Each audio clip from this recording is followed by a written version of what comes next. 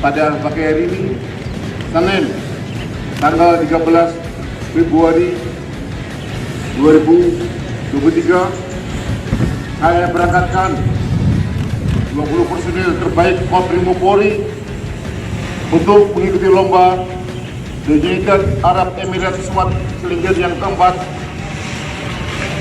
yang akan dilaksanakan di Dubai, Emirat Arab.